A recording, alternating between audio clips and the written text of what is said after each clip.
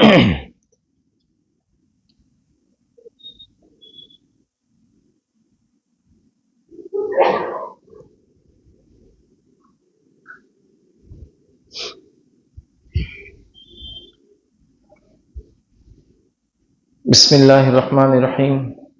अल्हम्दुलिल्लाहि रब्बिल आलमीन वस्सलातु वस्सलामु अला रसूलिहिल करीम व अला आलिहि व सहबिहि अजमईन। रब्बि इश्रह ली सदरी व यस्सिर ली अमरी वहलुल उक़दतम मिन लिसानी यफ़क़हू क़ौली। व क़ाल अज़्ज़ा व जल्ल फ़िल क़ुरआनिल मजीद अऊज़ु बिल्लाहि मिनश शैतानिर रजीम। बिस्मिल्लाहिर्रहमानिर्रहीम। या अय्युहल्लज़ीना आमनू क़ू अनफ़ुसकुम व अहलीकुम नारा वक़ूदुहा अन्नासु वल हिजारतु अलैहा मलाइकतुन ग़िलाज़ुन शिदादा ला यअसूनल्लाह मा अमरहुम व यफ़अलूना मा युअमरून। अम्मा बाद। तमाम तारीफ़ें उस अल्लाह अज़्ज़ व जल्ल के लिए लायक़ व ज़िबा है जो तमाम जहानों का बनाने वाला और उसे पालने वाला है, और दरूद सलाम उसके आखिरी नबी मुहम्मद सल्लल्लाहु अलैहि वसल्लम पर। मैं आप तमाम का इस्तक़बाल इस्लामी तरह से करता हूँ। अस्सलामु अलैकुम व रहमतुल्लाहि व बरकातुहू। अल्हम्दुलिल्लाह, जैसा कि आप तमाम के सामने ऐलान हुआ था कि आज बाद नमाज मगरिब आपकी इस जामा मस्जिद के अंदर इंशाअल्लाह अज़ीज़ एक प्रोग्राम रखा गया है। उन्वान तो डिक्लेयर नहीं हुआ था इसके अंदर, लेकिन मैंने सोचा क्यों ना इस्लाह माशरा या घरों की इस्लाह या एक फ़र्द अपनी इस्लाह या बच्चों की इस्लाह माशरा जिसको आम ज़बान में हम कहेंगे, उस पर कुछ बातें आपके सामने रखने की कोशिश करूँगा। इससे पहले कि अपने इस दर्स की तरफ हम बढ़ें, शेख ने आपके सामने जो है एक हदीस जो है बयान की, जिसमें मस्जिद में जब लोग जमा होते हैं और अल्लाह के जिक्र करते हैं उसके फ़वाइद बताएं। उसमें से एक फ़ायदा यह है कि आखिर में अल्लाह ताला ये फरमाता है कि फरिश्तों उन तमाम वो लोग क्या चाहते थे, तो उसमें रिवायत में अल्फाज आते हैं कि वो तेरी मग़फ़िरत तलब करते हैं। तो अल्लाह ताला कहता है जाओ मैंने उन तमाम लोगों की मग़फ़िरत कर दी। तो फरिश्ते कहते हैं उसमें कुछ लोग ऐसे थे जो उस मकसद से नहीं आए थे, बस वो जाते जाते बैठ गए थे, मतलब उस प्रोग्राम के लिए नहीं आए थे, लेकिन उस मजलिस में बस जाते जाते बैठ गए थे। तो अल्लाह ताला फरमाता है उनकी भी मग़फ़िरत इसके अंदर हो जाए। तो ये वाक़या मैं इसलिए आपको सुना रहा हूँ कि एक मरतबा मेरे साथ एक वाक़या हुआ था, बड़ा अजीब वाक़या था, इसलिए सोचा कि अब चूँकि बात आई तो बयान कर देता हूँ। एक मरतबा मैं यूके के सफ़र पर था और एक मस्जिद में एक प्रोग्राम रखा गया था। मैं उस मस्जिद में गया और वहाँ 15 से 20 मिनट का प्रोग्राम होता है, बस इससे बड़ा प्रोग्राम नहीं होता है, बस इतना ही टाइम मिलता है और इतना ही लोग सुनते हैं। तो 15 to 20 मिनट्स मुझे मिले थे। बाद नमाज मगरिब ऐलान था, मैंने नमाज के बाद प्रोग्राम लिया। मैंने देखा प्रोग्राम में मेरे सामने एक अंग्रेज बैठा हुआ था, गोरा इंसान, जाहिर सी बात है पहचाने जाते हैं उनके रंगत की वजह से वगैरह, मतलब एक ब्रिटिश था बैठा हुआ, और वो बहुत देर से प्रोग्राम पूरा शुरू से लेकर आखिर तक सुनता रहा। जब प्रोग्राम खत्म हुआ तो बाद में जमा हुए लोग चाय पर, तो मैंने उनसे सवाल किया आपको उर्दू आती है, क्योंकि मेरा प्रोग्राम उर्दू में था। तो कहा मुझे उर्दू नहीं आती है। फिर किसी ने बताया कि आज से ही 12 या 13 साल पहले उन्होंने इस्लाम कबूल किया। उनकी एज 75 ईयर्स थी, बट वो दिखते नहीं थे बहरहाल, क्योंकि वो लोग बूढ़े और जवान बाल एक जैसे ही होते लोगों के, एक अलग किस्म का कलर ब्लॉन्ड हेयर्स होते हैं। तो कहीं 75 साल की उम्र है, इतने साल पहले उन्होंने इस्लाम कबूल किया था। तो मैंने उनसे सवाल किया फिर बैठे क्यों, जब आपको उर्दू आती नहीं थी तो आप 20 मिनट बैठे थे, क्यों बैठे? तो कहा बस सही मुस्लिम की उस रिवायत के अंदर मैं भी शामिल हो जाऊं बोल के बैठा था कि फरिश्ते जब वो मजलिस में बैठते उसकी बरकत ये होती है कि अल्लाह ताला तमाम लोगों की मग़फ़िरत कर देता है। तो कहा मुझे उर्दू तो नहीं आती थी, बस वो फजीलत लेने में 20 मिनट बैठ गया था। आप समझ रहे, मतलब उनको उर्दू नहीं आती थी, लेकिन वो फिर भी सिर्फ मजलिस की बरकत लेने के लिए वो शख्स 20 मिनट मेरे तकरीर के अंदर बहरहाल बैठा रहा। तो एक अजीब बहरहाल जिसको कहते हैं जब लोग ईमान लाते हैं और उससे भी कोशिश करते हैं तो उनकी एक अजीब कैफियत होती है। चलिए बहरहाल आइए अपने उन्वान की तरफ बढ़ते हैं। आज का जो उन्वान जो है वो है इस्लाह माशरा, जिसके अंदर इंशाअल्लाह मर्द और ख़वातीन दोनों के लिए एक फ़र्द अपनी इस्लाह कैसे करे, एक घर अपनी इस्लाह कैसे करे, एक समाज की इस्लाह कैसे हो, ऐसे चंद नुकात, और हो सकता है 10 नुकात वक्त के एतबार से 10 नुकात रखने की कोशिश करूंगा कि कैसे हम अपने घरों की इस्लाह करें। और सबसे पहली चीज़ तो ये ज़रूरी हम तमाम के लिए समझना या जानना कि अपने घरों की इस्लाह करना मेरी और आपकी जिम्मेदारी है।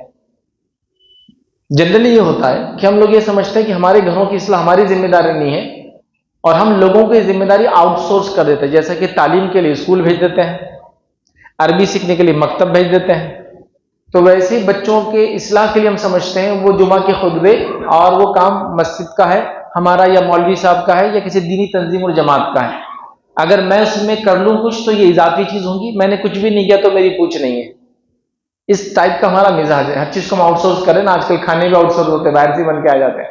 आउटसोर्स हो रहा है। तो हमको लगता है औलाद की तरबियत भी ऐसी है, घर की इस्लाह भी ऐसी है, समाज की इस्लाह भी ऐसी होने वाली है। ये गलत फहमी से दूर निकलिए। इसलिए कि अल्लाह रब्बुल इज्जत ने अपनी किताब के अंदर जो बात फरमाई, जो मैंने तिलावत आपके सामने आयत की, सूरह तहरीम सूरह नंबर 66 उसकी आयत नंबर 6 थी। अल्लाह रब्बुल इज्जत फरमाता है, कहता है या अय्युहल्लज़ीना आमनू क़ू अनफुसकुम व अहलीकुम नारा, ऐ वे लोगों जो ईमान लाए हो, बचाओ अपने आप को और अपने घर वालों को जहन्नुम की आग से।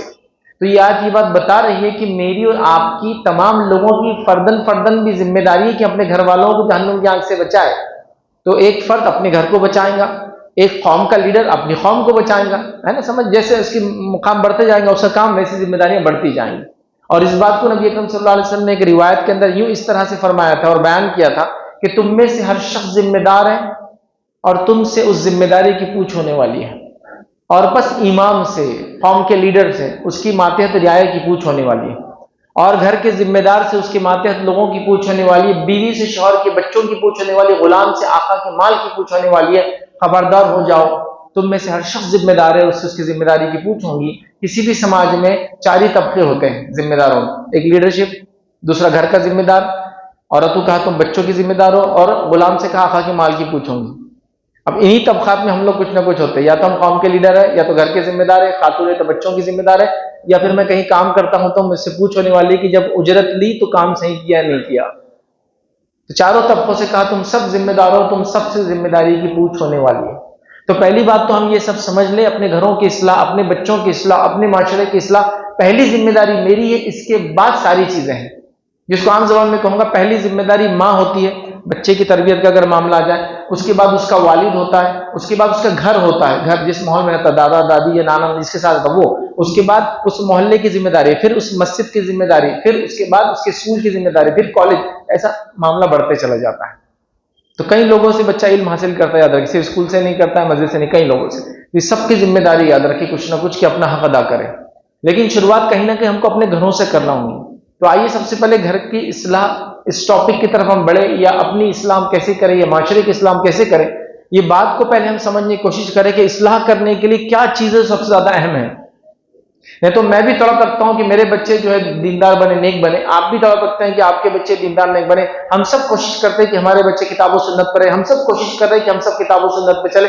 हर मर्द और हर मुसलमान औरत, चाहे जिस तंजीम, जिस जमात, जिस मसलक से जुड़े, सबकी कोशिश ये है कि जन्नत मिले हमको, है ना। उसी के लिए सारी कोशिश हो रही है।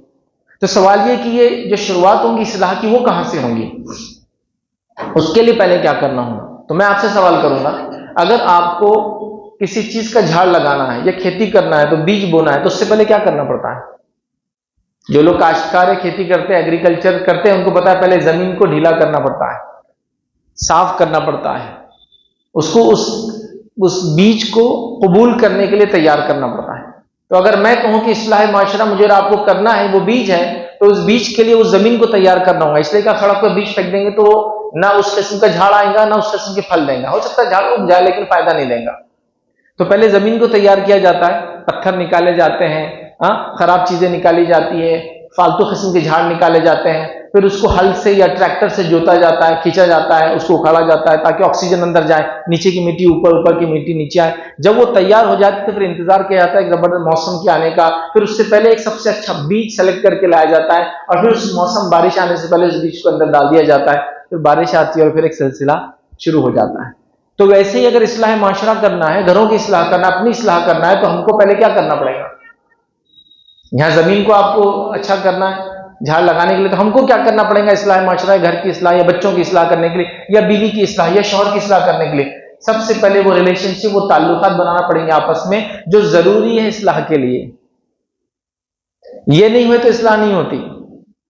अगर मैं ये समझता हूं बाप होने के नाते से बच्चे से कहूंगा चल नमाज को, आपका बच्चा नमाजी बन जाएगा? नहीं, वो मजबूरन मस्जिद में जाने वाला बन जाएगा।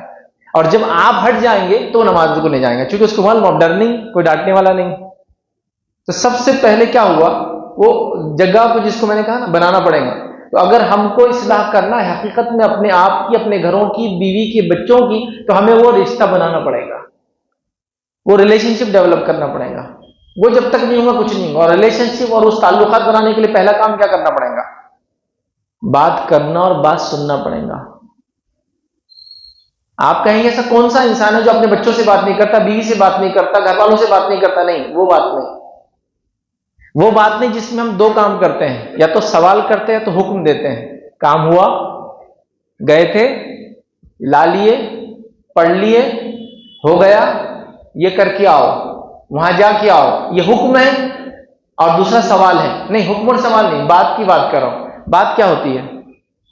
आप में से कुछ लोग दोस्तों के पास जाकर बैठते होंगे ना, कभी जाकर सहेलियों के पास औरतें बैठती होंगी, तो क्या करते हैं वहां?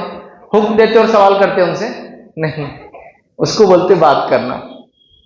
कैसी जिंदगी गुजर रही है, सारे मामला अच्छे से तो चल रहे हैं ना, हालात कैसे चल रहे हैं, हम फुला किए थे, आप वहां थे क्या, ये इसको बोलते बातचीत। तो सवाल ये है कि अगर हम घरों की इस्लाह की बात करते हैं, बीवी बच्चों को सुधारने की बात करते हैं, तो पहले बीवी बच्चों से वो रिश्ते हमारे बने क्या, जो रिश्ते जरूरी है ये काम करने के लिए। नबी अकरम सल्लल्लाहु अलैहि वसल्लम को देखिए, आपके रिश्ते कैसे थे लोगों से, कितने जबरदस्त आप रिलेशनशिप में थे लोगों से, ऐसे रिश्ते थे और इतने बेहतरीन और इतने जिसमें सुलझे हुए रिश्ते थे कि जब आप बात कर रहे हैं तो लोग हर चीज को जज्ब कर ले रहे हैं, पी जा रहे हैं और समझ रहे ना हर चीज को बामल। क्यों? वो ताल्लुकात थे अदर, और खासतौर से अपने बच्चों के लिए। हम लोग सबसे पहले जाहिर सी बात है घर के जिम्मेदार होने के नाते बच्चे हमारी जिम्मेदारी उनकी इस्लाह करना है, तो क्या हम बच्चों से बातचीत कर रहे हैं जैसा उसका हक है? नबी अकरम सल्लल्लाहु अलैहि वसल्लम को याद रखिए, आपके बेटे तो तीनों बहुत जिसको कहेंगे बहुत अर्ली एज में, बहुत ही इब्तिदाई दौर में और बहुत छोटी उम्रों में इंतकाल कर गए। तो वहां मैं लड़कों की मिसालें मुझे नहीं मिलेंगी अभी, लेकिन मैं लड़कियों की मिसालें दे सकता हूं कि नबी अकरम सल्लल्लाहु अलैहि वसल्लम का मामला लड़कियों के साथ, अपनी बेटियों के साथ कैसा था। यकीनन आपके बेटे भी बड़े होते तो आप वैसे ही ताल्लुकात रखते हैं, लेकिन हमारे पास वो मिसाल नहीं है अदर की। नबी अकरम सल्लल्लाहु अलैहि वसल्लम के ताल्लुक से आता है कि माया आयशा रज़ियल्लाहु अन्हा फरमाती है कि जब नबी अकरम सल्लल्लाहु अलैहि वसल्लम के पास आपकी बेटी फातिमा आती तो आप अपनी बेटी को सलाम करते हैं, बेटी का इस्तकबाल करते हैं, सर का बोसा लेते हैं और सीधे या उल्टे तरफ बेटी को बिठा लेते हैं, आओ बेटा। ये ताल्लुकात थे अपनी बेटी से आपके। हमारे अपने बेटी से क्या ताल्लुकात है मालूम आपको? क्या ताल्लुकात है? ताल्लुकात ये है कि माँ बेटी को कह रही है तुम्हारे वजह से अब्बा को ज्यादा काम करना पड़ता, बेटी तो पराया धन है, इसको जल्दी निकालना है, बस ये बोझ उड़ जाए तो मैं सुकून में हो जाऊं, जल्दी से मर भी जाता हूं और हज को भी चला जाता हूं, दोनों में जो पहले वो कर लेता हूं, ये उड़ जाए पहले। तो उसको एक एहसास दिलाया जाता है कि बस तू हट जा, एक पत्थर है तू, ये हट गया तो सारा मामला हो जाता है। ये कंटिन्यूसली एहसास दिलाया जा रहा है, ये आपकी बेटी है। और सिर्फ ये बेटी नहीं आती, रिवायतों में आता आप भी अपनी बेटी के घर जाते हैं, उससे मुलाकात करते, वो अपने वालिद का इस्तकबाल करती, अपने वालिद को बुलाती, अपने वालिद को सीधे उल्टे जाने बिठाती, बोसा लेती है आपके हाथ का। ये ऐसा ताल्लुक है हमारा बच्चों से किसी का नहीं है। हम बात करें इस्लाह माशरे की, हम बोलते हैं बच्चे हमारी बात क्यों नहीं सुनते, हम बोल रहे हैं कि बच्चे फरमानदार क्यों नहीं, हम बोल रहे हैं बीवी फरमानदार के, हम भी औरतें बोल रही कि शौहर कोई चीज नहीं सुनता, नाफरमान, गुनाहगार, बेनमाजी, फला होते जा रहा है। सवाल ये कि इस्लाह शुरू कहां से हो? कुरान पढ़ के सुना रहे असर नहीं हो रहा, फला करे असर नहीं होगा, वो असर पहले जमीन को बनाओ ऐसा कि वो जस्ट करने के लिए तैयार हो, और वो उसके लिए वो ताल्लुकात बनाना पड़ेंगे। ऐसे ताल्लुकात की जब अपने बेटे को आप देखें जो नमाज नहीं पढ़ा है अभी, सिर्फ आप उसको देखें तो नमक कैसा पिघलना शुरू हो जाए कि मेरे से बहुत बड़ी गलती हुई आज। अब वालिद का डांटना तो एक नेक्स्ट लेवल की बात हो जाएगी, सिर्फ अभी देखने से पिघल जाए गलती तो हो गई, अब जल्दी से नमाज पढ़ना पड़ेगी, चाहे खजा हो चाहे जो भी हो, नाफरमानी हो गई, मैंने गलत काम किया है। वो रिलेशनशिप, वो ताल्लुकात नहीं है। जब तक वो नहीं बनेंगे तो किसी की इस्लाह नहीं होती, ना घर में होती ना बाहर होती। बात याद रखनी। एक कौम का लीडर है तो उस लीडर को अपने रियाया से ताल्लुकात बनाना पड़ेंगे। एक घर का जिम्मेदार मर्द है तो उसको पूरे घर में जितने लोग हैं उनसे अच्छे ताल्लुकात बनाना पड़ेंगे। एक औरत को अपने बच्चों से वो ताल्लुकात बनाना पड़ेंगे जिसकी वजह से वो माँ की इताअत गुजार फरमाबरदार बने, जो बातें अल्लाह और उसके रसूल की माँ बताए उस पर अमल करने वाले बने। ये करना पड़ेगा याद रखिए, इसके बगैर मामला होने वाला नहीं। तो कितने भी दुरूद सारी चीजें हम सुन ले और हमको सोशलॉजी, समाजियात या इंसानी ह्यूमन सोसाइटी, ह्यूमन बिहेवियर ना पता हो, हम काम नहीं कर सकते। रसूलुल्लाह सल्लल्लाहु अलैहि वसल्लम हर किसी का मिजाज जानते थे, उसको उसके मिजाज के एतबार से बात करते थे। ये आपकी खुसूसियत थी याद रखिए। आप गुलामों से आपकी बातचीत देखिए कैसे थी। एक मरतबा आप जुलैबीब रजी अल्लाह अन्हु से मुलाकात करते हैं और सवाल करते हैं जुलैबीब कैसी चल रही है, क्या मामला है, निकाह विकाह हुआ है नहीं हुआ। नौजवान साहबी तो ये सवाल करना चाहिए, अल्लाह के रसूल गुलाम हूं, कौन देगा मुझे लड़की। मतलब एक तो हबशी थे ओरिजिन से, जिसको इंग्लिश जमाने में ब्लैक कहते हैं, एशियंस को ब्राउन बोलते हैं और यूरोपियंस को व्हाइट बोलते हैं।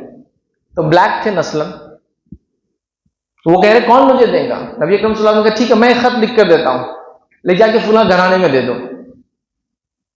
समझा? तो आप जानते हैं कि उनके इशू क्या है, उनके मामला क्या है, उनको क्या पूछना चाहिए। आप जानते हैं कि अपने बच्चों से क्या सलूक करना चाहिए। नबी अकरम सल्लल्लाहु अलैहि वसल्लम और सहाबा जब जंग से वापस आते, सफर से वापस आते, तो बच्चों को पता चल जाता किस तरफ से आ रहे हैं, तो बच्चे जाके दरवाजे वहां खड़े हो जाते उस रास्ते पर, और आप सल्लल्लाहु अलैहि वसल्लम जो बच्चा पहले आता उसको ले लेते और दीगर सहाबा से कहते इनको बिठा लो, इनको बिठा लो, इनको बिठा लो। तो बच्चे नबी अकरम सल्लल्लाहु अलैहि वसल्लम का इंतजार कर रहे हैं। अब जब ऐसा लीडर होगा जिसका बच्चे इंतजार कर रहे हैं, जब वो कहेंगे चलो सुना करना, कैसे नहीं करेंगे वो बच्चे, कैसे नहीं करेंगे? जो ताल्लुकात जब उनके लीडर से उनके इतने अच्छे होंगे। ये नबी अकरम सल्लल्लाहु अलैहि वसल्लम का कौम के बच्चों के साथ सलूक था, तो अब कैसे नहीं सुनेंगे वो बच्चे आप सल्लल्लाहु अलैहि वसल्लम की बात। तो हम क्या कर रहे हैं, लोगों को हुक्म दे रहे हैं और सवाल कर रहे हैं, लेकिन वो ताल्लुकात नहीं बनाए जो दिल दिल से बात करे, जब मार की जरूरत ना हो, डांट की जरूरत ना हो, सिर्फ नजरे काम कर जाए पूरा। अब पहले वो करना पड़ेगा। और खास तौर से इस बात के लिए मैं बाप को, आप सब जो बैठे या तो बाप है या तो होने वाले बाप है अनकरीब, और या तो फ्यूचर के बाप है, सब मर्द है ना बाप होने वाले सब। तो हम लोगों का प्रॉब्लम ही याद रखिए, औरतों के मुकाबले में हम सबसे कम बात करते हैं। देखो बात कम करो ठीक है, लेकिन बच्चों के मामले में नहीं। अपने बच्चों से तो बात करने पड़ेंगे, आप घुन्ने बन के मत बैठो उनके सामने। ऐसे मर्द वुमन कम बात करते औरतों के मुकाबले, लेकिन यहां नहीं चलेगा, यहां तो आपको बात करना पड़ेगा, क्योंकि इसके बगैर तो नहीं होगा। अगर ऐसा होता कि सिर्फ देख लेने से काम हो जाते तो अल्लाह रब्बुल इज्जत अंबिया को ही सलाहियत देता, कलाम नहीं देता, हदीस नहीं देता, कुरान नहीं देता, लोगों को सिर्फ देखते और लोग समझ जाते। हम बोलते ना नजरों से देखते समझ जाना बाप की बात, अगर ऐसा होता तो अंबिया यही बातें खामोश करते, वैसा देखते खामोश समझ जाते। पॉसिबल है? नहीं है पॉसिबल, बात करना पड़ेगी कलाम। अल्लाह रब्बुल इज्जत ने जिस नेमत को गिनवाया इंसान की, अर्रहमान अल्लमल कुरान खलकल इंसान अल्लमहुल बयान। अल्लाह ने जो सिफत गिनाई इंसान की पहली, वो सिफत से ये गिनाई अल्लमहुल बयान, उसको बोलना सिखाया। बोलना एक अजीम तरीन नेमत है। अल्लाह के तमाम जानवर कम्युनिकेट करते हैं, लेकिन हमारे जैसा बोल नहीं पाते हैं। कम्युनिकेशन सब करते हैं, देखिए लैंग्वेज सबकी है, लेकिन बोल नहीं पाते हैं। मुक्के भी बोलते हैं, कम्युनिकेशन करते हैं, लेकिन वो बोल नहीं पाते। हम बोल पाते ही हमारी खुसूसियत है। तो अब बोलने वाला काम बातचीत करना है। माँ का मामला ये, माँ बात करती, बाप बात नहीं करते, और बाप का हाल ये हो चुका है। मैं एक मिसाल दे रहा हूं, बुरा मत लगने दीजिए। इतना कम कम्युनिकेशन करते हैं कि अगर हमको बच्चे कुछ बोलना है तो कैसा बोलते हैं मन, बेगम लाडले को बोल दो ऐसा करना है। बेगम बोलते बेटे, अब्बा बोल रहे ऐसा करना है। बेटा बोलता जो आपने शौहर को बोल दो नहीं करता मैं। अम्मी आके बोलते, उसने बोलता इंशाल्लाह जल्दी से कर देगा। मतलब डायरेक्ट कम्युनिकेशन तो बेटे से भी नहीं है, उसको भी एक वसीला चाहिए, माँ एज अ पोस्टमैन चाहिए। एक बाप घर में दाखिल हो रहा है, जो चाहता है उसे घर की इस्लाह हो, उसके लिए तड़प रखता है, लेकिन उस बाप का हाल ये है कि जब वो घर में दाखिल होता है और जब अम्मी ये ऐलान करते कि अब्बा आ गए, तो जो बच्चा अपनी छत पे खेल रहा पड़ोसी की छत पे कूद जाता हो। जो बच्चा इधर उधर भाग रहा था एकदम खामोश बैठ जाता, उसको मालूम अब्बा का मिजाज कैसा है। अब एक छोटा बच्चा माँ के साथ थोड़ा खेलता है, तो अब्बा जाके उसको देखते हैं, तो देखता है कि अम्मी भी धीरे धीरे सांस ले रहे, चूंकि अब्बा को गुस्सा आ जाता सांस ज्यादा तेज लिए। तो बोलते बेटे अब्बा के सामने फला नहीं करना। क्या ये कौन सा एटीट्यूड है? कहां से लाई एटीट्यूड आपने? ये रवैया, ये बिहेवियर किसने सिखाया? आप किताब ने, अल्लाह की सुन्नत रसूल में देखा आपने? कहां मिला आपको एटीट्यूड फ्री?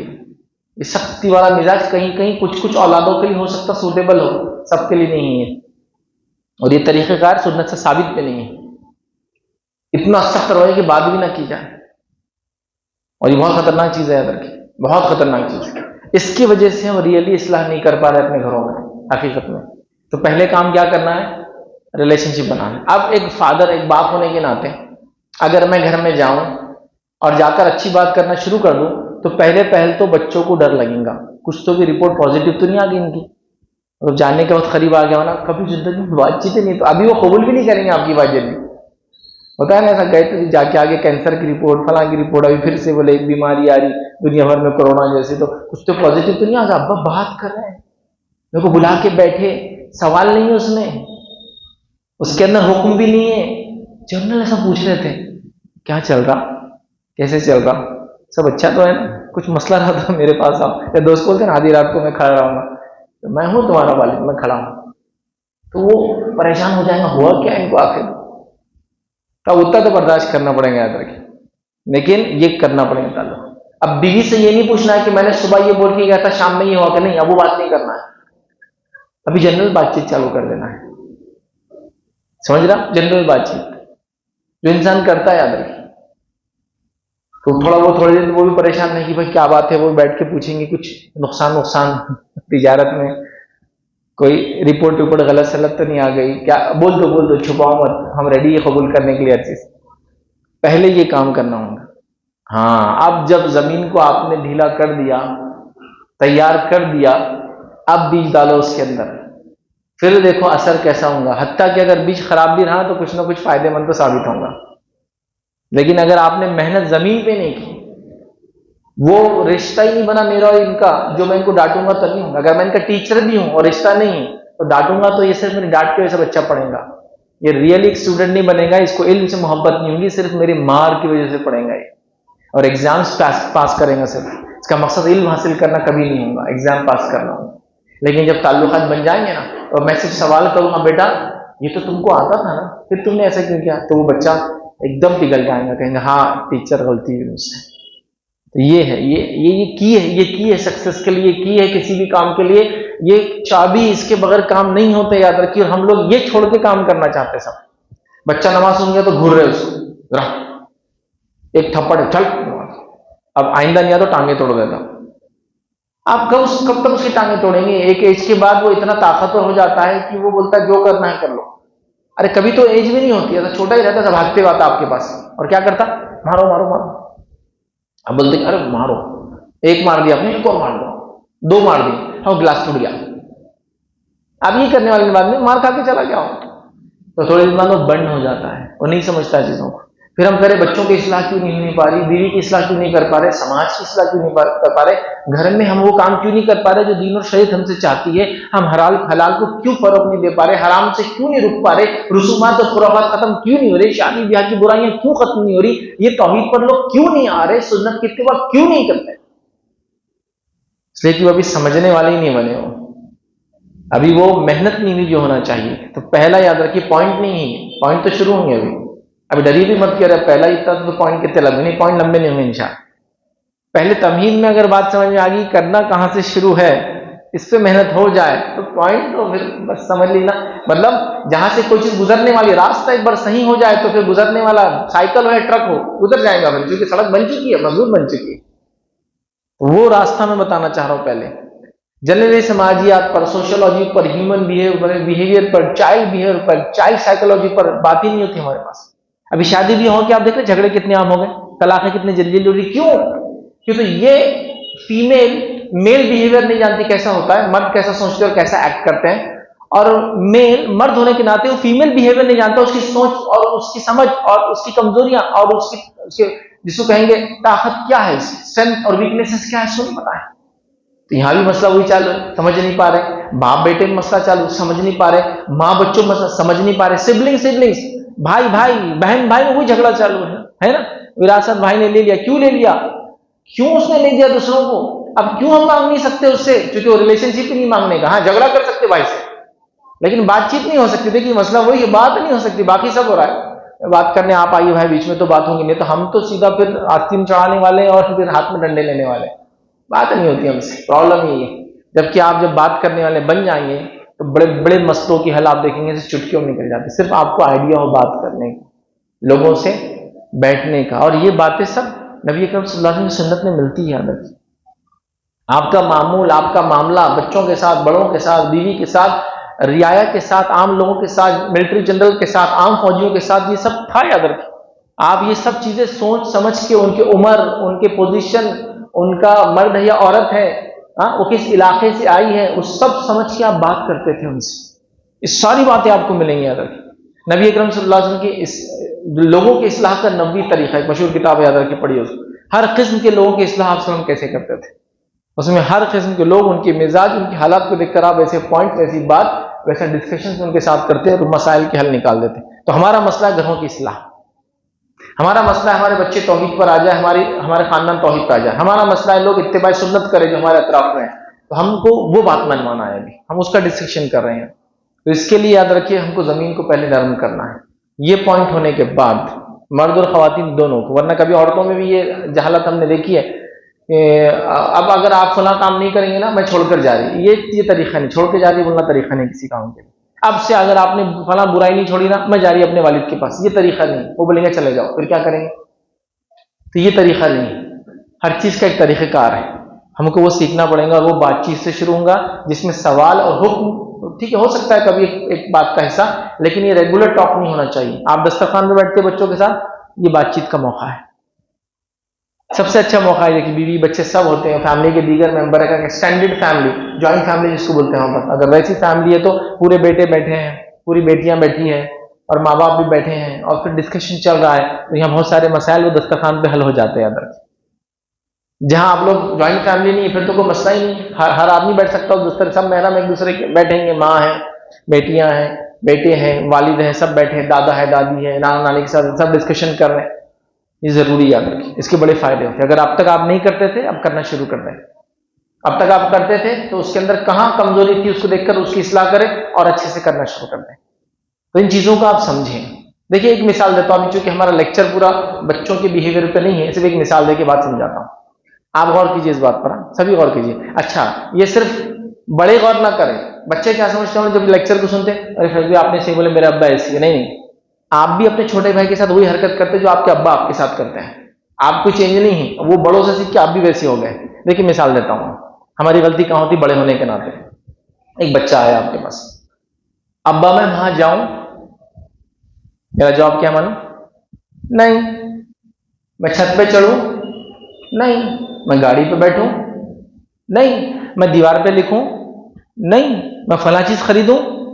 नहीं। मैं फला जगह जाऊं? नहीं। आज शाम में आपके साथ चलूं? नहीं। गाड़ी पे मैं बैठूं? आप सिर्फ सोचो, नहीं। आप पूरे दिन में सिर्फ बच्चे को ना बोलते हैं। सोचो, आप गौर लगाओ, मैं अब कुछ नहीं, अपना हर अभी सुबह से आज तक बच्चे ने क्या क्या बोला और आपने उसको ना बोला, खाली सोचो। फोन आया, अब्बा मैं वो किताब लूं? नहीं। आपने ये बोला, मुझे मालूम है श्योर। तो बच्चा क्या सोचता है मालूम? पैदा क्यों की फिर थोड़े दिन बाद कैसा उसका मिजाज होता मालूम? अब्बा से नहीं पूछना, उन्होंने नहीं बोलते। तो आप ये पूछेंगे फैज भाई क्या इसका मतलब ये है, वो कुछ भी आके मेरे को बोलेगा, आप बोलते मैं बोलूं हाँ? नहीं, आप नहीं बोलिए, लेकिन कैसा बोलना उसका तरीका नहीं था। अब्बा मैं छत पे जाऊं? हाँ, लेकिन अभी धूप का टाइम है, जब धूप चले जाएंगे तो जाना इंशाल्लाह। आपने ना ही बोला ना, शुरू कैसा किया, लेकिन ना,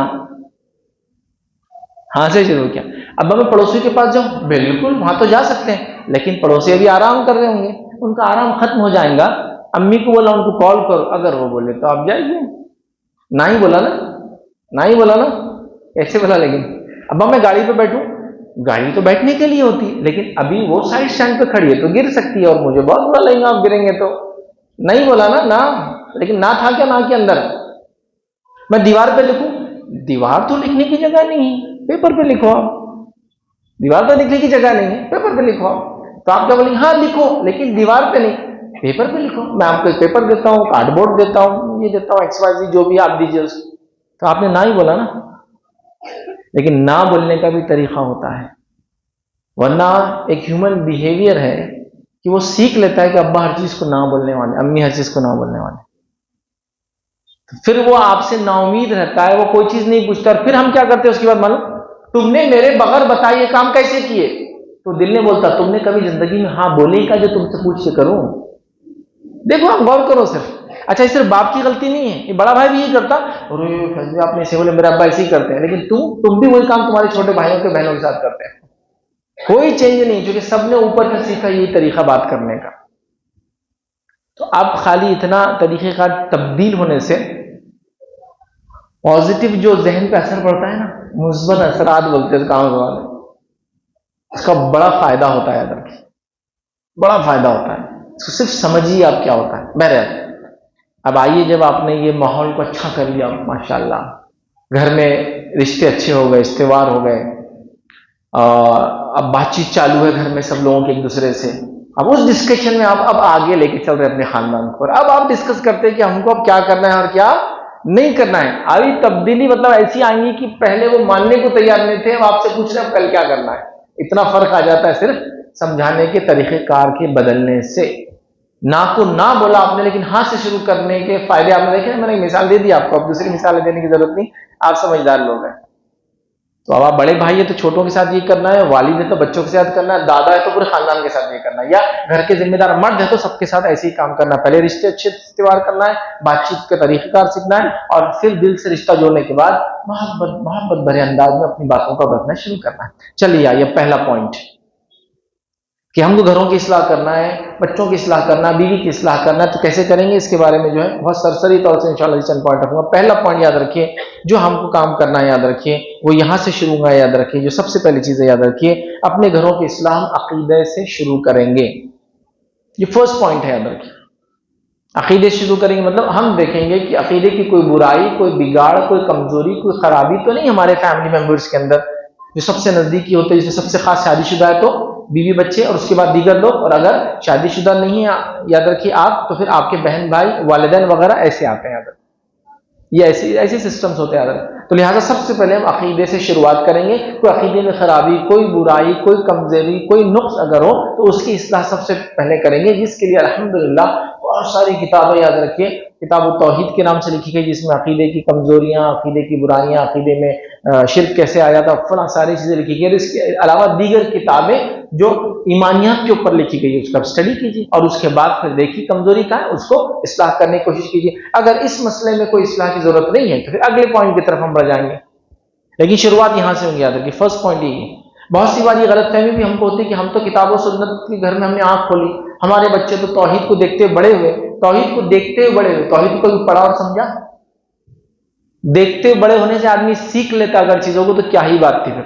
मतलब अगर मैं इंजीनियर हूं और मेरा बेटा मेरे साथ हो तो इंजीनियर बन जाए, तो क्या ही बात रही, फिर सिखाना पड़ता है अलग से।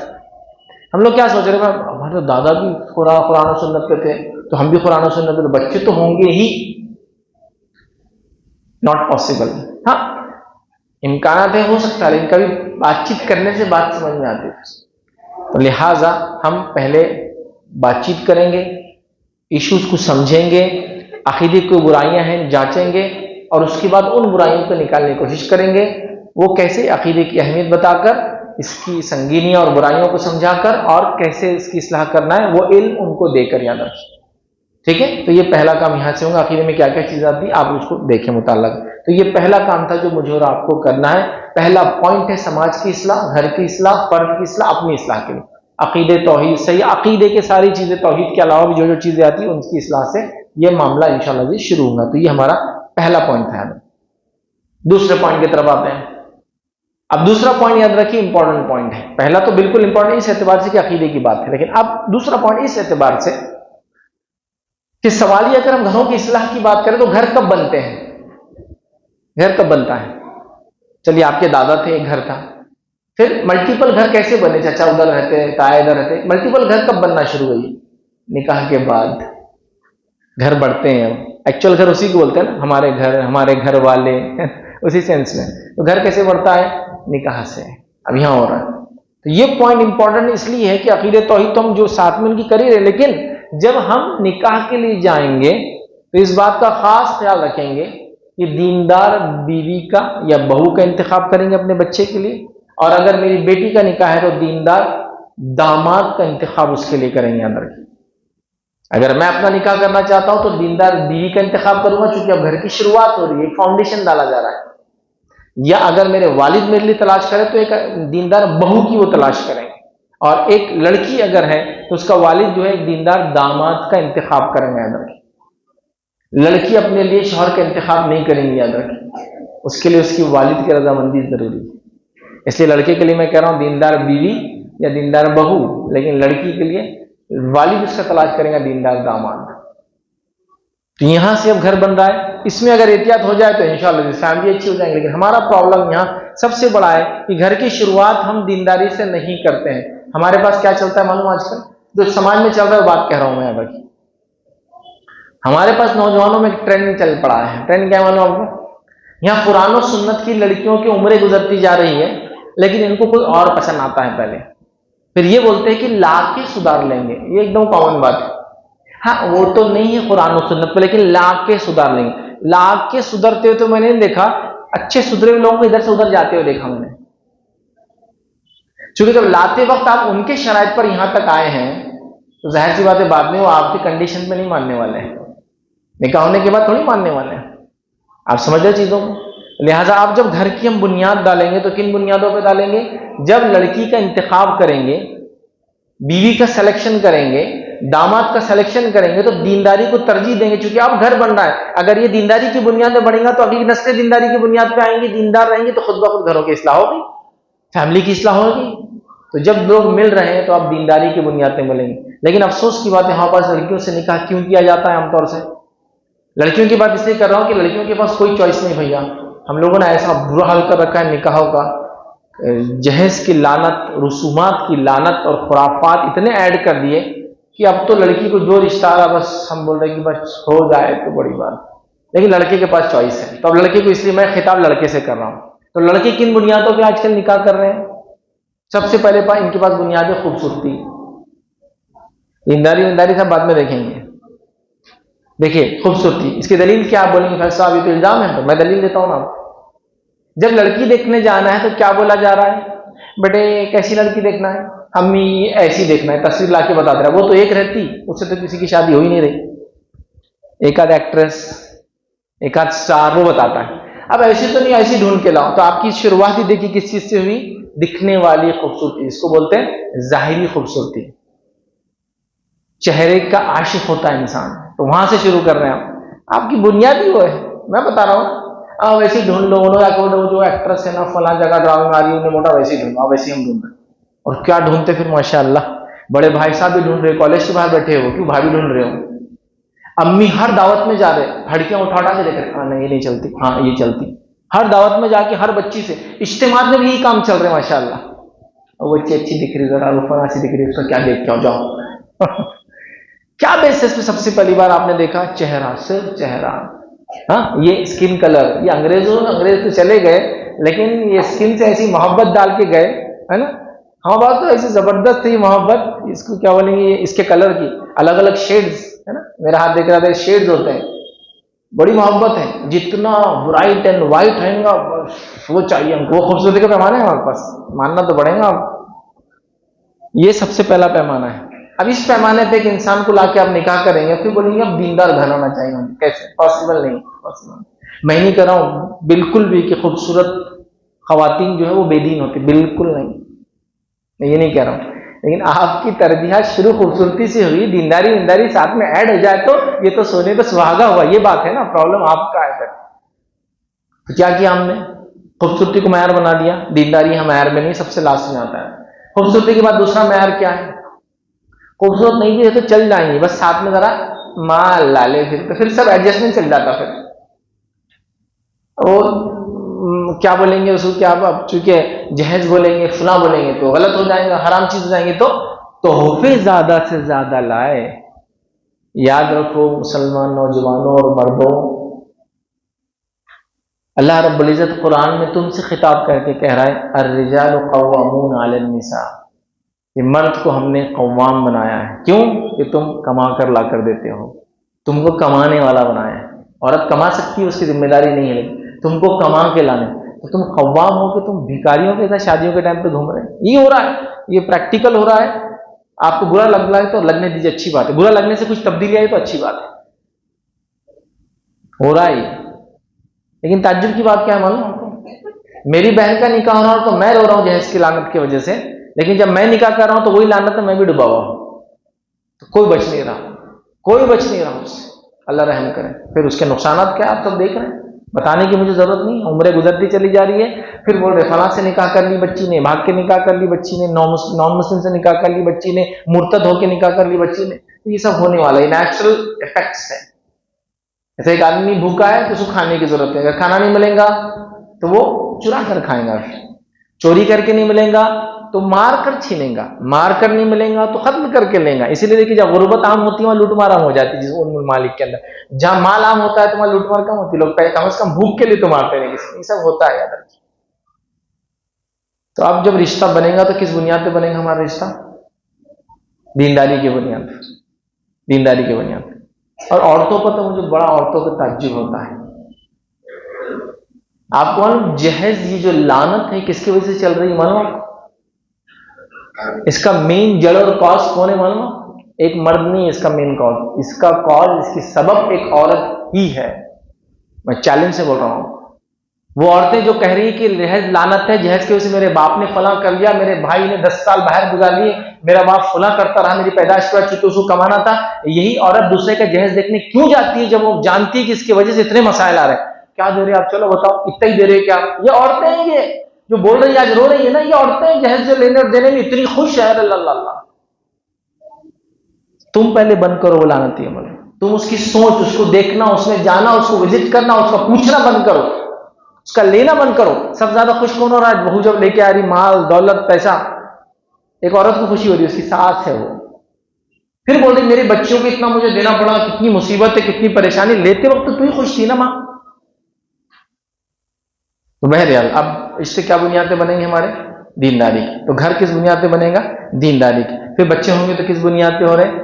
ये दीनदार है, ये नस्लें आगे जनरेशन रिलीजियस आएंगी। और याद रखिए, एक खातून का दीनदार होना बड़ा अहम है, याद रखिए। क्योंकि अब जो नौनिहाल दुनिया में आएंगे, चाहे लड़के हो लड़कियां हो, किससे पैदा होंगी? औरत से। और बच्चा बाप के मुकाबले में, इस बात को याद रखिए, मां के अकीदे पे होता है। इस चीज की मैं कई दलीलें आपको दे सकता हूं। नूह अलैहिस्सलाम की बीवी ईमान वाली नहीं थी, आपका बेटा भी ईमान नहीं लाया,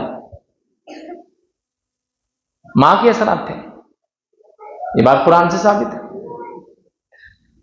तो उम्मे सुलैम रज़ियल्लाहु के ताल्लुक से अनस बिन मालिक फरमाते हैं कि जब उनके जो वालिद आए और वालिद ने आकर जो बेटे बीवी से सवाल किया उम्मे सुलैम से कि तुम तो गुमराह हो चुकी हो, बेदीन हो चुकी हो।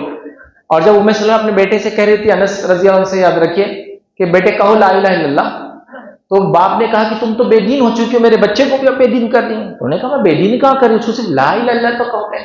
और अनस जो नन्हे मुन्ने थे, अपनी मां की बात सुनी, बाप की बात नहीं सुनी, और कहा ला इलाहा इल्लल्लाह। देख रहे हैं आप? तो बच्चे बाप के मुकाबले में मां के अकीदे पे होते हैं। लिहाजा मां का दीनदार होना कंडीशन। दीनदारी के साथ खूबसूरती, अल्हम्दुलिल्लाह। दीनदारी के साथ खूबसूरती, मालदारी, अल्हम्दुलिल्लाह। दीनदारी के साथ खूबसूरती, मालदारी, हसब नसब, अल्हम्दुलिल्लाह। दीनदारी नहीं, बाकी सब तो फिर छोड़ दीजिए, दूसरी जगह तलाश। दीनदारी के साथ खूबसूरती तलाश करना कोई बुरी बात नहीं है, लेकिन हमारे पास वो क्राइटेरिया नहीं है। दीनदारी तो आखिर में देखा जाएंगे, जब रिश्ता हो गया तो लोग बोले भाई आपका दामाद तो सिर्फ 3 टाइम नमाज पढ़ता था, बहुत अच्छा। दूसरों का दामाद तो एक ही टाइम पढ़ता, मगरिब की। हमारा दामाद तो 3 टाइम, जोहर असर मगरिब 3 पढ़ रहा है, बड़ी बात है। फुला को दामाद मिल गया हो तो 5 टाइम नमाज पढ़ता, ओ फिर तो आपने फरिश्ते से शादी कर दी। दामाद कहां मिला आपको? फरिश्ता हो गया, फरिश्ता। ये तो आखिर में हो रहा है सब। दीनदारी सब लास्ट। ये सब हाल है अगर जहां लड़कियों की खूबसूरती का क्राइटेरिया है, लड़की वालों से भी गुजारिश करूंगा, लड़कों की भी क्राइटेरिया आपने जो निकाल लिए हैं।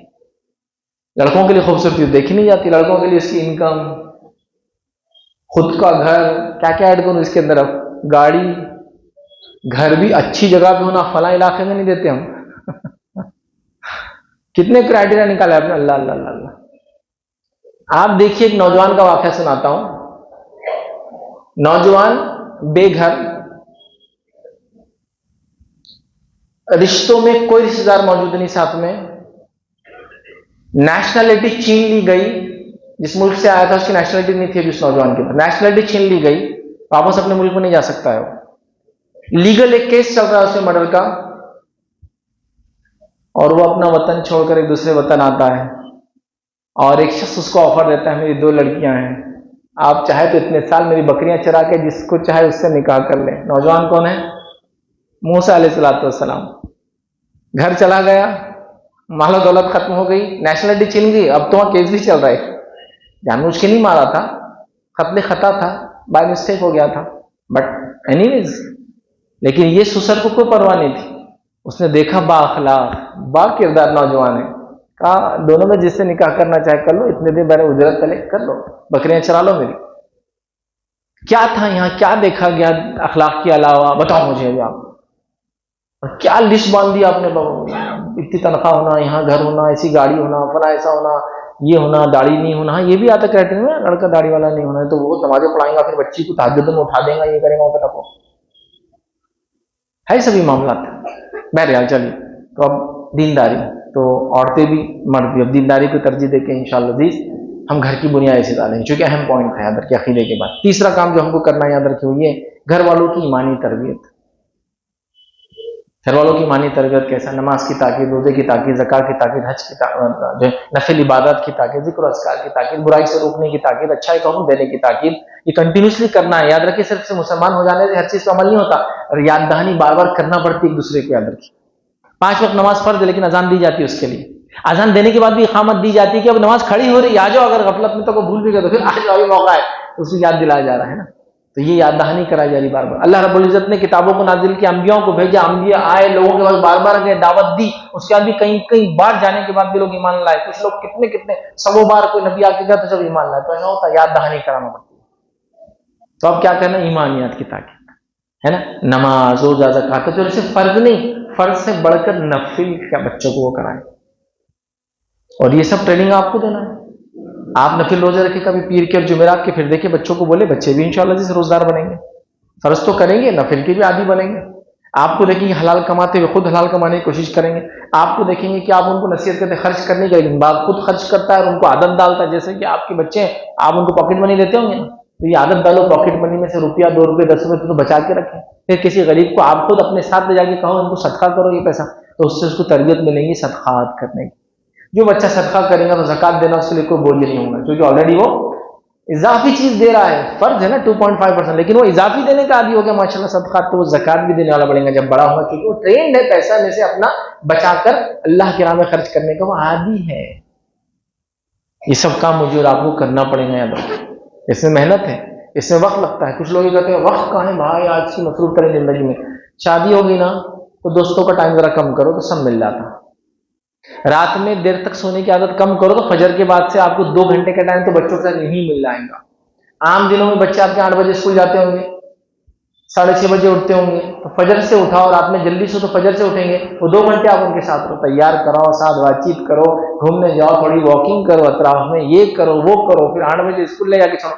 क्या रिलेशन, मतलब देखो ना आपके टाइम ही टाइम है। लेकिन हमने क्या किया, ये जो रातों में जागने का सिस्टम और दिन में जो है सोने का सिस्टम, बच्चे स्कूल जाते हैं आप उठते भी नहीं है, बच्चे स्कूल से आते हैं आप तिजारत में रहते हैं, आप शाम में खाने को आते हैं, बच्चे सो जाते हैं। कैसे फिर तरबियत करोगे भाई, टाइम निकालना पड़ता है इसके लिए। आज टाइम निकालोगे ना, एक बार 40-45 तक उम्र में जाओगे, बच्चे बड़े हो जाएंगे, फिर वो खुद हो जाएंगे, फिर आपको टाइम ही टाइम मिलेगा इंशाल्लाह बैठने का।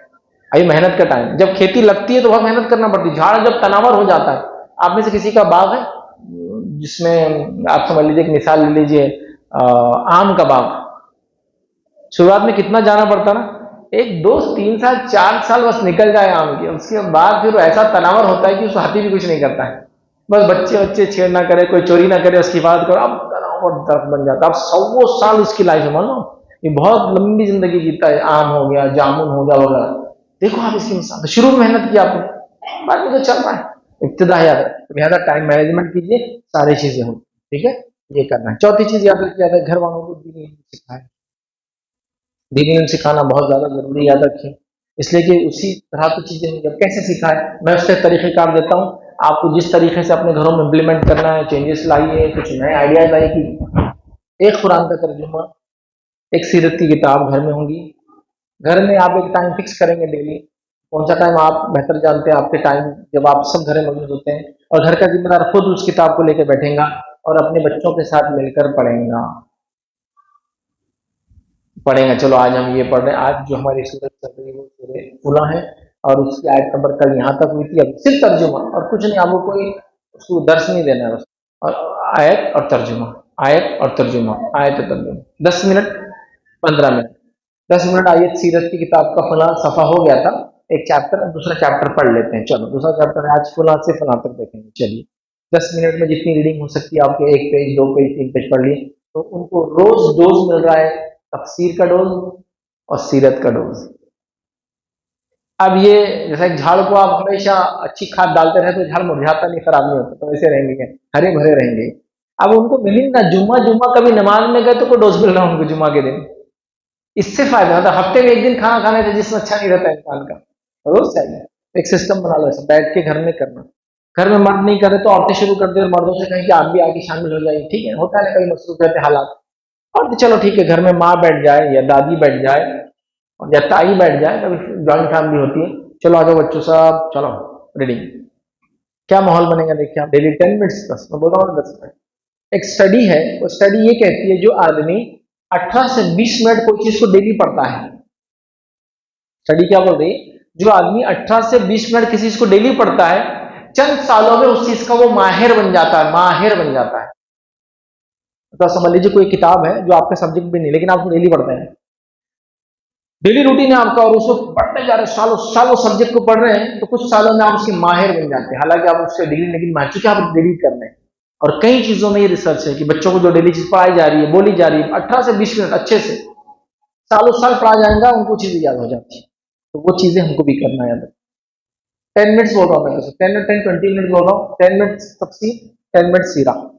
जब ये दो चीजें खत्म हो जाए तो फिर फिक्र और दीगर चीजें और बहुत सारी चीजें आप वो फिर भी रीड कर सकते हैं, वक्तन फवक्तन, सीजन के हिसाब से, मौसम के हिसाब से, माहौल के हिसाब से। बिदतों और खराफात लोग मना रहे तो बच्चे सवाल करेंगे आज ये मना लोग ये क्या है, वो भी ले सकते हैं बीच में बहरहाल। लेकिन अब डेली आपका कम्युनिकेशन, बातचीत रिलीजियस लेवल पर चल रही है। जैसे बिजनेस को डिस्कस करते हैं ना, ऐसा कोई बिजनेस जिसमें कभी डिस्कशन ना करे फिर भी अच्छा चलता है। दिन रात पूछना होता, बेटा क्या चल रहा, माल कहाँ से आ रहा, सही आ रहा है क्या, जा रहा है क्या, पैसे रिकवर हो रहे हैं क्या, डे टू डे। तो वैसे ही डे टू डे सीरत और तफसीर से होते हैं। तो फिर हम इसको लहलहाते झाड़ होते रहे तो लहलहाते बच्चे रहेंगे दीनी एतबार से। चलिए ये काम करना है हमको। इसी तरह पांचवी चीज ये करना है कि घर में एक माहाना या हफ्तेवारी इज्तिमा मुनक्किद कीजिए। जैसा आप जहां भी रहते हैं तय कीजिए कि हमारे घर के अतराफ के लोग आएंगे। आप रीडिंग डेली तो करते हैं ना, एक दिन ऐसा तय कीजिए कि आप लोग सब जमा हो, किसी आलिम साहब को आप बुला लें, वो आकर आपके पास दर्ज रखते हैं। माहनेवारी से चले, मंथली से, उससे क्या होगा मालूम आपको, उलमा आपके घर आएंगे, उससे क्या होगा मालूम, फिर वो आपसे बातचीत करेंगे, आपको दर्ज देंगे, और आपको एक नेक्स्ट लेवल, जैसा डेली रूटीन रीडिंग से तो होता है, लेकिन एक नेक्स्ट लेवल का दर्स एक स्पेशलिस्ट आकर आपको दे रहा है उस फील्ड का, ये आपको फायदा होगा। इज्तिमात मुनक्किद कीजिए। और ऐसे इलाकों में खासतौर पर जहाँ कुरान और सुन्नत वाले लोग कम हैं, वहां तो आपका काम और ज्यादा होना जरूरी है, इसलिए कि आपको उस माशरे में कुरान और सुन्नत की तालीम आम करना है। तो ये काम मस्जिद कमेटी को भी आप बोल सकते हैं कि कोई आलिम वगैरह हो तो भेजिए उनको, हम लोग चाहते हैं महानवारी करें। 10 12 15 लोग ही सही आए, फिर वो 15 से 20, 20 से 25, 25 से 30, फिर वो 30 लोगों में अलग अलग 30 लोग आते रहते। हर बार बात जा रही है, एक मसला छिड़ जा रहा है, एक नई बात जा रही है, एक आयत की तफसीर जा रही है, एक सीरत का वाक़या जा रहा, लोग डिस्कशन का पॉइंट बना रहे, अगले हफ्ते तक सोच समझ के आ रहे, फिर सवाल क्रिएट हो रहे, फिर जवाब जा रहे, और अल्हम्दुलिल्लाह एक लेवल ऑफ नॉलेज बढ़ता जा रहा है, इल्मी जिसको कहेंगे ज़ौक़, और लेवल उसका बढ़ता जा रहा है। तो ये एक अहम चीज है, इसको भी आप खासतौर से वो करते। छठा पॉइंट याद रखिए, ये है एक घर में इस्लामी लाइब्रेरी कायम कीजिए। उसके लिए आपको कुछ नया काम नहीं करना है, उसका भी मैं सोल्यूशन देता हूं कैसे कायम करना है। आप तय कर ले आपकी जो भी तनख्वाह है उसमें से आप इतने फीसद पैसे की किताब हर महीने खरीदेंगे तनख्वाह मिलने के बाद। और मिसाल के तौर पर मेरी तनख्वाह 10,000 रुपये महीना है, तो मैं 1% पैसा खर्च करूंगा किताब लाने में। 100 रुपए की किताब हर तनख्वाह के बाद लेके जाऊंगा, तो साल में कितनी किताबें जमा होंगी, 12। 10 साल में कितनी किताबें जमा होंगी, 120 होगी ना, होगी। लाइब्रेरी आपकी बन गई 10 साल में। हमारा मामला ये कि दीनी किताब उधार लेकर पढ़ते हैं, फिर बोलते हैं मकतबे बंद क्यों हो रही, छपना क्यों बंद हो रही किताब, प्रिंटिंग प्रेस क्यों बंद हो रही मुस्लिम। अरे उर्दू न्यूज़पेपर बंद हो रहे हैं भाई, वो नॉन मुस्लिम न्यूज़पेपर से छपा के ले रहे हैं आजकल आउटसोर्स करके, क्योंकि वो प्रेस चलाने की ताकत नहीं, वो मशीनें मेंटेन नहीं कर सकते, इतने कम पेपर सर्कुलेट होते उर्दू।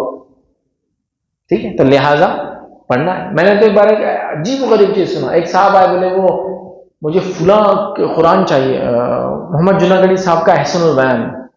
मैंने कहा ठीक है, आप फुला जगह से ले लें, वहां इतने में मिलेगा। तो एक दूसरे आदमी आ गया, जरूरत नहीं बोले, क्यों, अभी तुम 6 महीने बाद उम्रे को जाने वाले ना। तो हाँ, जब उम्रे को जाएंगे तो मस्जिद नबी में जाना, उसके नीचे वो रहता, वहां पासवर्ड बताना, तो एक फ्री कुरान मिलता वहां से। अब इन फ्री कुरान के लिए 6 महीने हिदायत से दूर रहेगा, 6 महीने बगैर जूते के नहीं रह रहा है, ईद को बगैर कपड़ों की नहीं गुजार रहा है, शरीफों में के बगैर इसकी जिंदगी नहीं गुजारी, खाने के बाद मिठा इसको जरूरी है, लेकिन कुरान उसको 6 महीने बाद उम्रे को जाएगा तो 500 रुपए की चीज के लिए 6 महीने इंतजार करेगा। आप अंदाजा लगाओ, हिदायत से दूर रहना है वो 6 महीने तक, उसको अफसोस तक नहीं, क्योंकि 500 रुपये बचा रहा है, क्या बचा है उसको। और ये वो लोग हैं जो जेबों में लाखों के हैंडसेट लिए हुए और 500 कुरान के लिए खर्च नहीं होते हैं। ऐसा भी देखो हमें लोग करते हैं, अल्लाह रहम करे। तो बहरहाल एक लाइब्रेरी, आप सबकी इस्तात अलग है, तो मैं किसी को नहीं मशवरा दे सकता। मैंने 1% का तो दिया मशवरा, 20,000 है तो 200 की किताब ले जाओ, 30,000 है 300 की ले जाओ, है ना। 10 मतलब 1 लाख कमाते हो तो एक तफसीर ले जाओ हर बार। कितनी तफासिर माशाल्लाह आजकल आ चुकी है उर्दू जबान, इंग्लिश में तो सुभान अल्लाह। इंग्लिश का तो फ्री मटेरियल अक्सर, बस वो आपको कुछ 100 रुपए देके मिल जाता है, एक जो इलेक्ट्रॉनिक फॉर्म में। इंग्लिश में बहुत जखीरा, दुनिया भर में लोग इस्लाम कबूल कर रहे हैं, किताबें तर्जुमा हो रही है। अब मैं कह सकता हूँ ऐसा, पहले हम कहते थे कि अरबी जबान का सबसे ज्यादा लिटरेचर उर्दू जबान में, अब हम कह सकते हैं उर्दू के बाद किसी जबान में तो इंग्लिश जबान में इतना लिटरेचर किताब आ चुका है अंदर। और वो भी मसला नहीं, अगर आपके बच्चे उर्दू से पढ़ते हैं तो माफ करना इंग्लिश से पढ़ते हैं तो मसला हल हो गया अंदर। चलिए, तो इस तरह से हम एक लाइब्रेरी कायम करेंगे अंदर। इसी तरह याद रखिए, सातवीं चीज, बच्चों के लिए घर में दीनी तरबियत का एक माहौल, जो दर्स वगैरह तो हमने दिया, लेकिन ये दीनी तरबियत हासिल करने का माहौल या हमारे मस्जिद के जरिए होगा या हमारे घर के जरिए होगा, जिसको हम मकतब बोलते हैं आम जुबान में, जहाँ बच्चे आते हैं, नाज़िरा पढ़ते हैं, कुरान पढ़ते हैं, फिर उसमें सूरह याद करते हैं और हदीसें वगैरह जो भी होता है इस्लामिक है। तो इसका ऐसा सिस्टम हम बनाएंगे कि जो स्कूल से ज्यादा मजबूत सिस्टम होगा। स्कूल से ज्यादा मजबूत बात कर रहा हूं मैं, स्कूल जैसा भी नहीं बोल रहा हूं, स्कूल से ज्यादा मजबूत सिस्टम। स्कूल की तालीम उसको हलाल रिज़्क़ में मदद कर सकती है, स्कूल की तालीम उसको एक मुकाम समाज में दिला सकती है, लेकिन मकतब की तालीम उसका दुनिया और आखिरत संवार सकती है एक साथ। तो इसका नज्म होना चाहिए। हमारे पास मकतब का क्या नज्म है, मैं बताता हूं।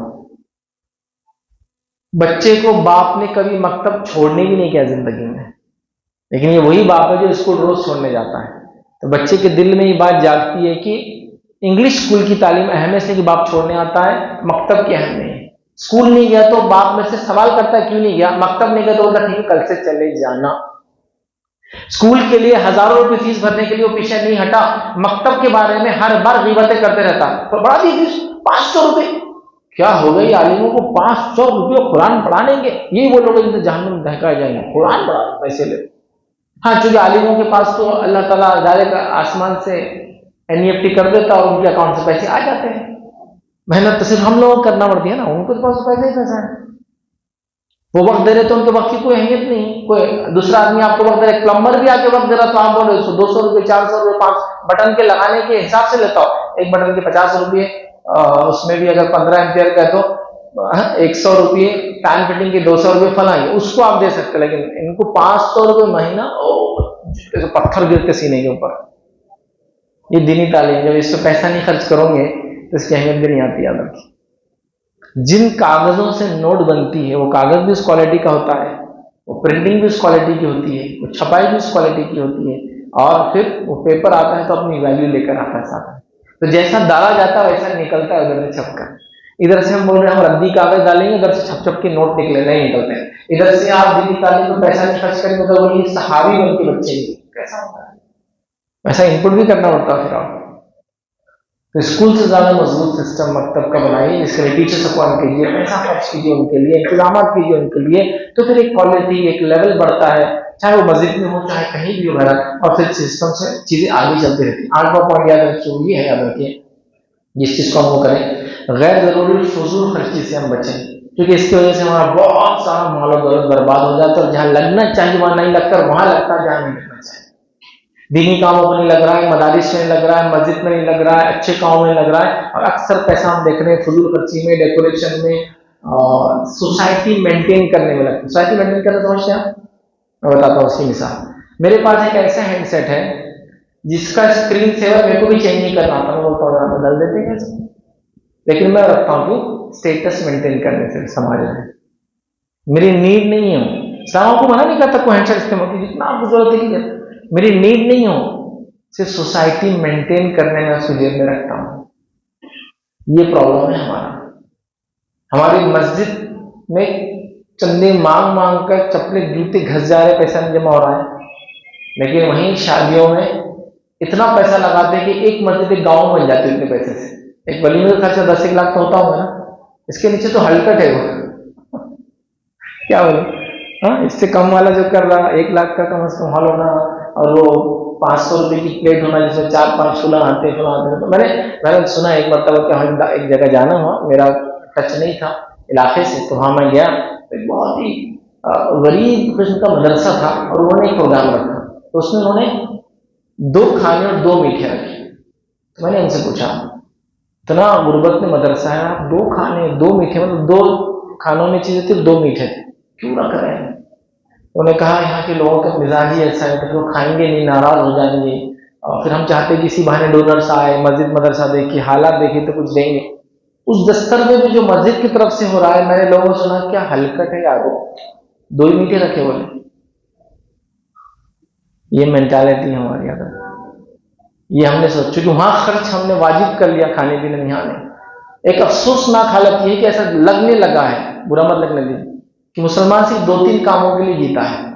पहला, एक अच्छा घर बन जाए जिंदगी में। दूसरा, बच्चों की शादी बहुत अच्छी है। तीसरा, बस खाना है, खाना है और खाना है।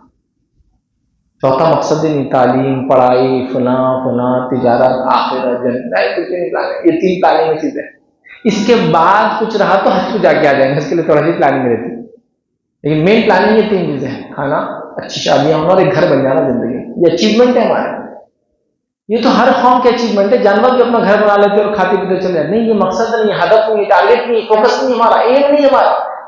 ये रास्ते में चलते चलते अल्लाह दे देगा, लोड इस्तेमाल करो, बढ़ते चलो आगे, लेकिन इसको हमने हदफ बना। फजूल खर्ची का वो आलम है जिसकी कोई इंतहा नहीं। सादा जिंदगी गुजारो, पैसों को बचाओ, ऐसी ऐसी जगह पैसे लग जाए, ऐसे ऐसे फायदे उठाओ, मैं सोच भी नहीं सकते। मैं छोटा सा वाक़या सुनाता हूँ, जरूरी समझता हूँ फजूल खर्ची से बचने का क्या फायदा होता है। एक साहब थे जिनको मैं खुद जाती तौर से जानता हूँ, हमारे एक नजदीकी रिश्तेदार थे।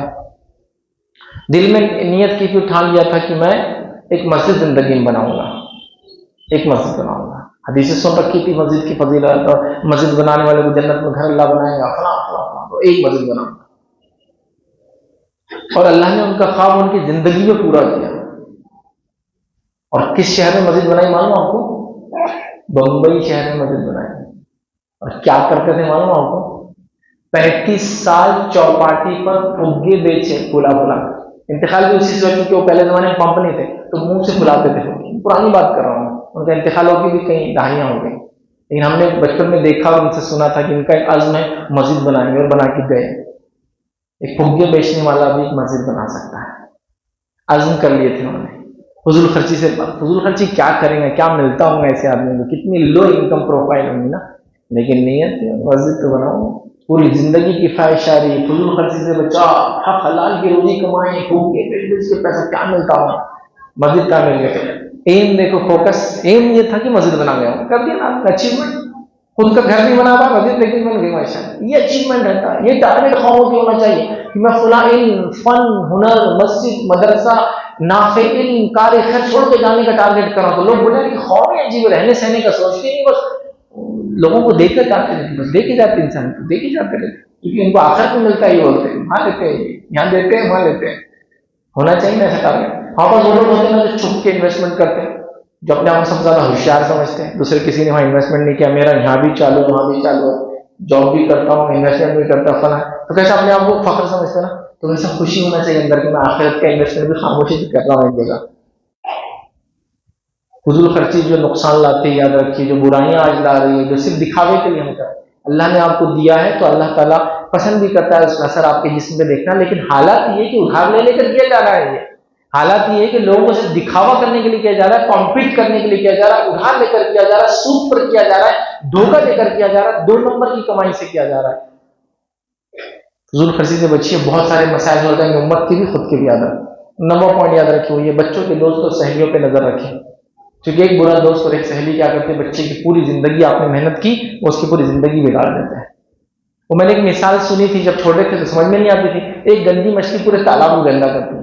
फिर एक बार फिश पॉन्ड डाली हमने, और फिश पॉन्ड में एक गंदी मछली आ गई। अरे अल्लाह, क्या गंदा तालाब करती हो, अगर खाली उसका पेट खराब हो जाए ना, पूरे तालाब को आपसे धोते रहिए 2 दिन, इतना गंदा करती है।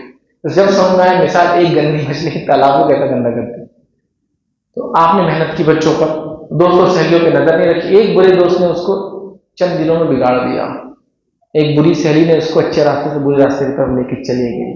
नजर रखिए बच्चों पे, अगर माँ बाप नजर रखते हैं तो बच्चों को बुरा नहीं मानना चाहिए, इसलिए कि बच्चों आप छोटे होते हैं, आपको समझ नहीं होती अच्छे बुरे की, तो आपको समझ नहीं आता माहौल में क्या अच्छा है क्या बुरा है। तो आपके पेरेंट्स, आपके वालिदैन आपके खैर ख्वाह होते हैं।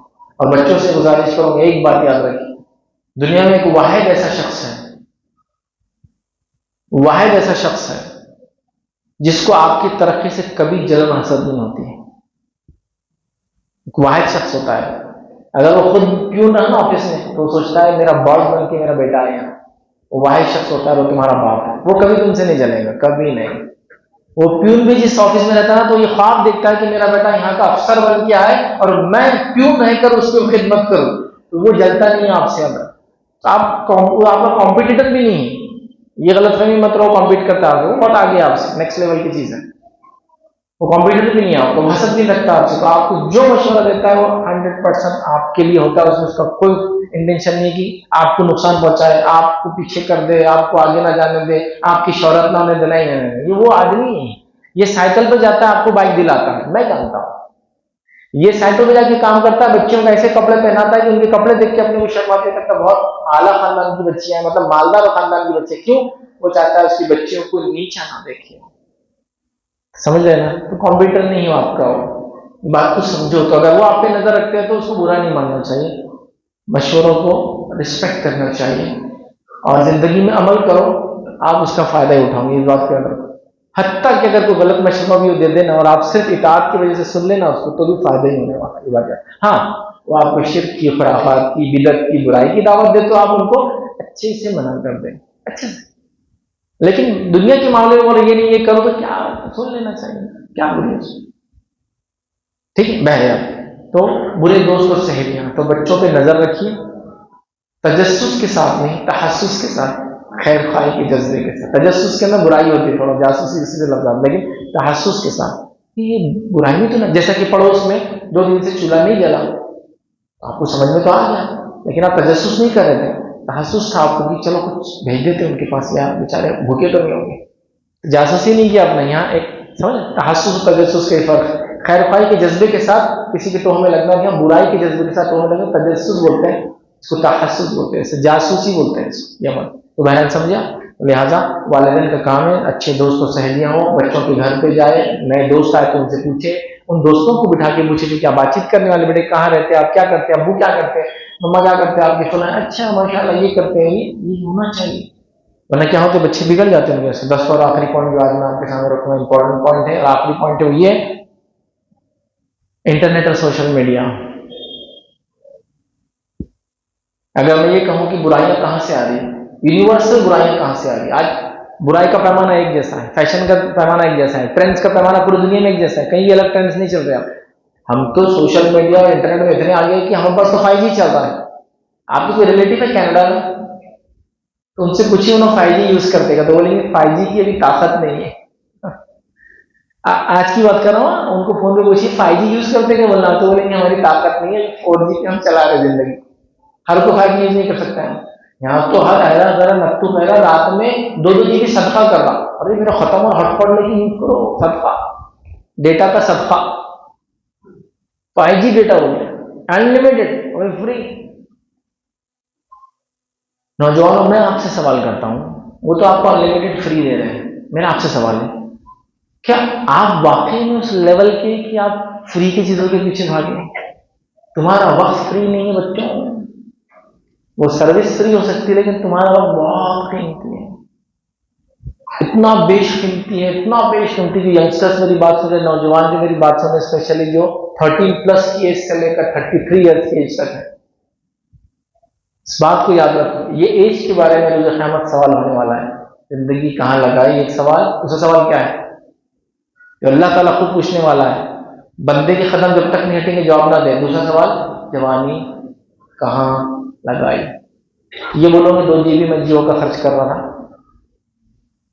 और फ्री इंटरनेट था तो मेरे को दूसरे कामों को टाइम ही नहीं मिला, ये बोलोगे? या पूरी जवानी मैंने कमाया नहीं, बस इसमें बर्बाद कर दी, इसका फला, उसकी चैट, इसका इंटरेक्शन, उसको जवाब, इसकी रील, इसका शॉर्ट और इसका फला, ये हो रहा है ना, ये एडिक्शन है, ये जिंदगी खराब करने वाला अमल है। बच्चों, इससे याद रखो, लिमिटेड यूज करो। मैं नहीं कर रहा हूं नहीं यूज करो, नहीं यूज करना बोला मेरी बेवकूफी होगी, क्योंकि अब आगे जिंदगी इसी में गुजारना है, लेकिन कैसे गुजारना है वो आपको सीखना पड़ेगा।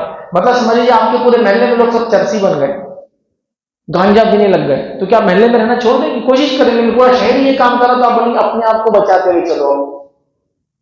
अभी तो क्या पूरी दुनिया में एक साथ बहरान आ गया ना इस चीज का, और इंडिया में तो खास तौर से फ्री का बड़ा चक्कर है, तो लिहाजा बहुत बेजा इस्तेमाल हो रहा है।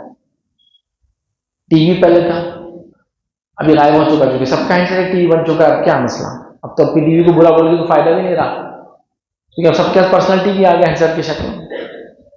सोशल मीडिया आपको एडिक्ट कर रहा है, आपको ड्रग्स लेना सिखाता है, न्यूडिटी की तरफ आपको मायल करता है, आपको खराब ट्रेंड्स की तरफ बुलाता है, आपको अफेयर करने पे मजबूर करता है, आपको बेजा खर्च करने पे मजबूर करता है। ऐसी चीजें ला के बताता है कि आप खरीद ही लेते हो उसको, क्योंकि आपके कोई काम के नहीं है। बेजा खर्च करने मजबूर करता है, मादे को चमकाता है, मादा मटेरियल को चमकाता है, ये पहनो ये खाओ। आजकल कितने लोग ब्रांड कॉन्शियस हो गए ना, कोई नहीं हो, क्या बोलेंगे, बोलना ही पड़ेगा। क्या है, एक बाप पूरी जिंदगी मेहनत करके स्प्लेंडर लेके आ रहा, बच्चा क्या रहा, हायाबुसा मिली अब्बा तुमने, अब ये पूरा ही बेच देना अपने आप को, तो हायाबुसा नहीं आती, आगे भी तो मेंटेनेंस तो नहीं पड़ती। आप समझ लो बात, कहां से सीखा इसने ये गाड़ी का नाम, ये फालतू किस्म की चीजें जो दिन भर देख रहा ना 15 सेकंड की, वहां से उसको बताया जाए बहुत अच्छा ब्रांड है, 1200 सीसी गाड़ी है।